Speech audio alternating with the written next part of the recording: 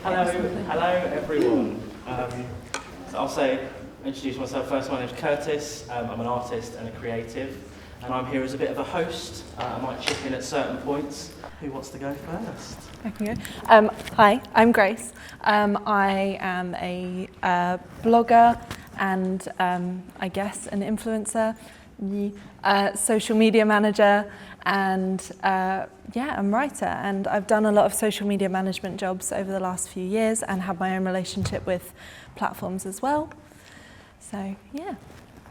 And I'm Lauren, and I'm currently newly a nail technician, but I think the crux of everything today is about career change. I've had a few big career changes in the last few years, and how social media has played quite a big role in those things, and how I've had to grow with it and also get help from others and learn about it as you go. So that's me.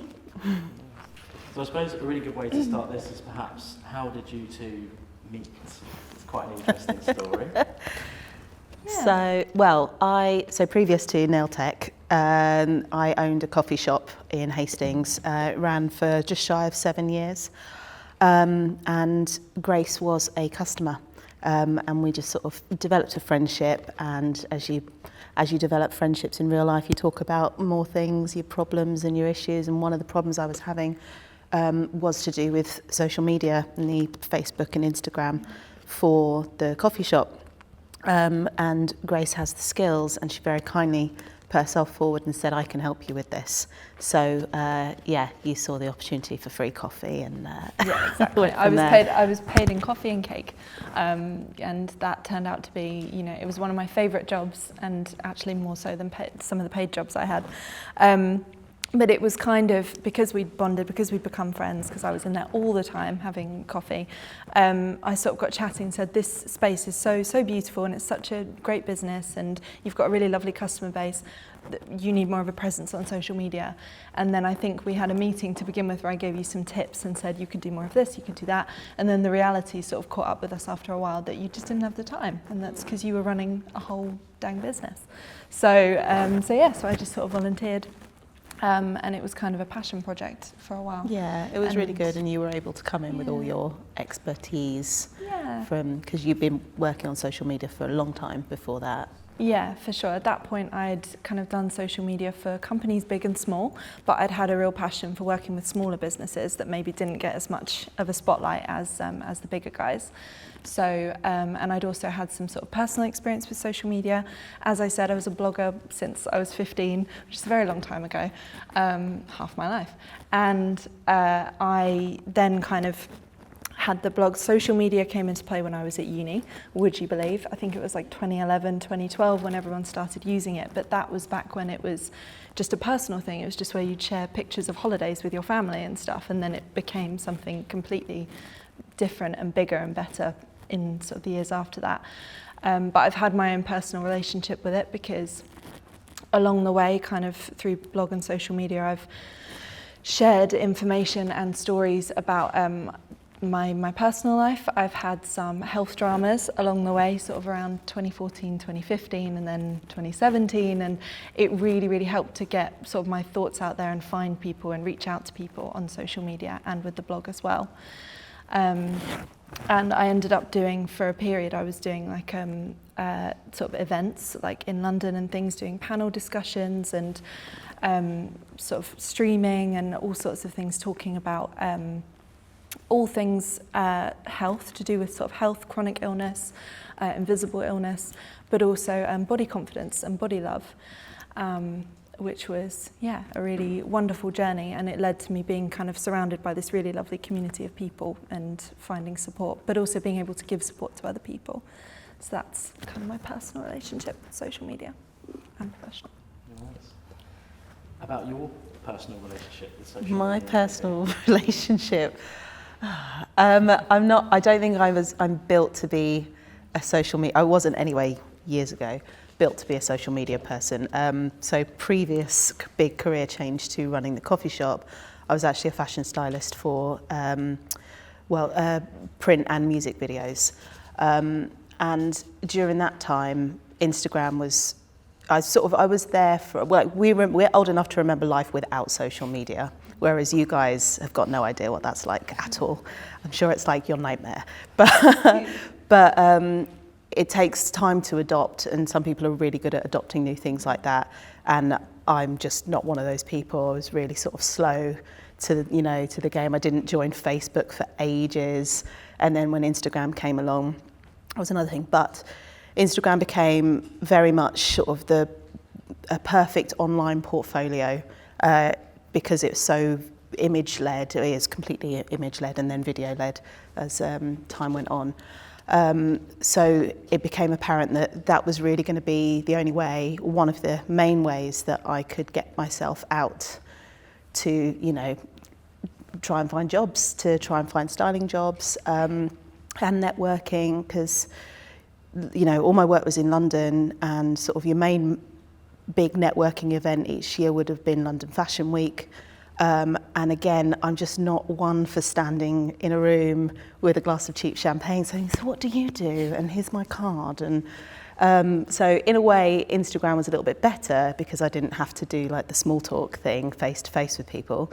But again, it was this big learning curve, and I realised just how much effort you have to put into it on a daily basis, hourly basis now.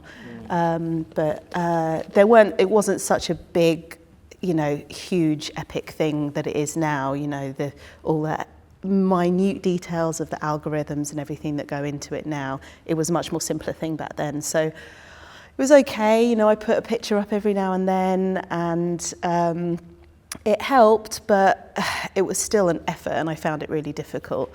So that was sort of the beginning of my journey, and then over time that career kind of came to a natural end, and I picked up on baking cakes, which is how my coffee shop started, and that was then a cake. It was a little bit easier because I was baking cakes, different cakes every day, to sell to other coffee shops in Brighton. So I had a different cake every day. So it was like, okay, easy, it's sitting on the side, cooling off, I'll take a picture of it and post it. That was the easiest part of social media I think I've had in my life so far, and probably is the only easy bit.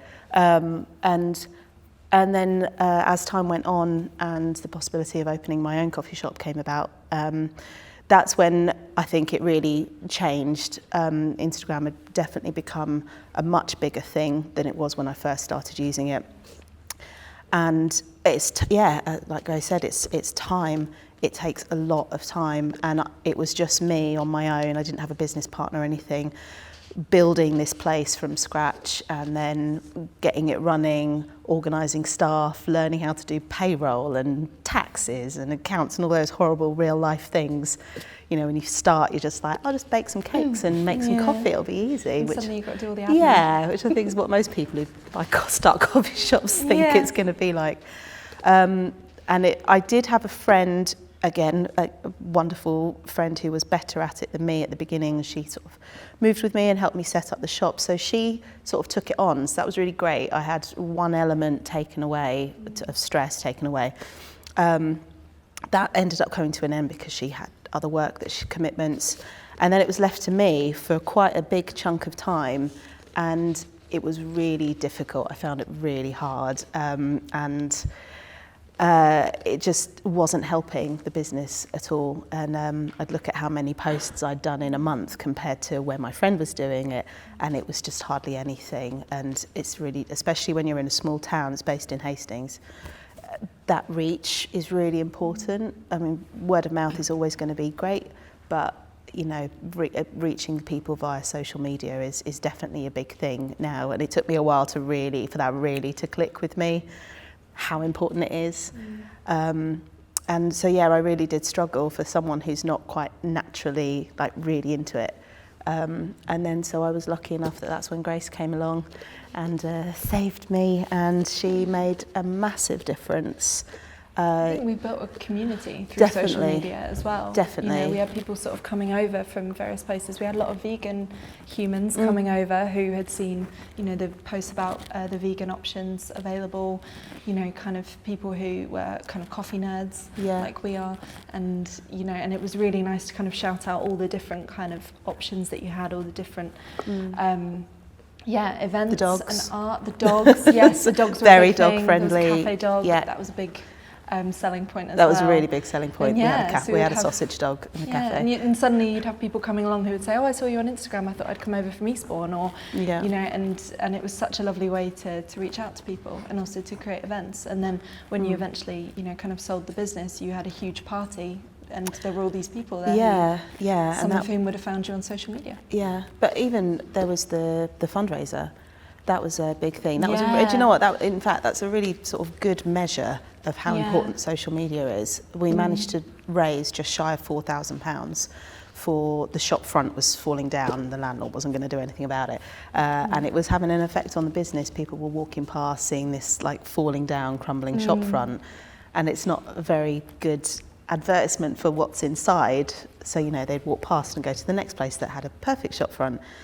So we ended up doing a GoFundMe thing, and if it weren't for Grace really campaigning for that, I really don't think at all we would have raised anywhere near £4,000 at all. You know, with stuff like that, you can do an email mail out, or, you know, when people were there, you tell them, "Oh, go to our GoFundMe page." But that was a real proper campaign, and we added an event onto it. We had a big party, fundraiser party, got bands to play and everything, and I really do think that was purely down to, you know, the skill and reach of and power of social media. And through lockdown as well.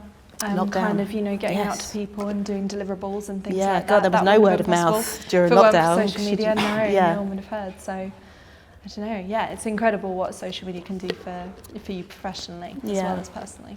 Yeah.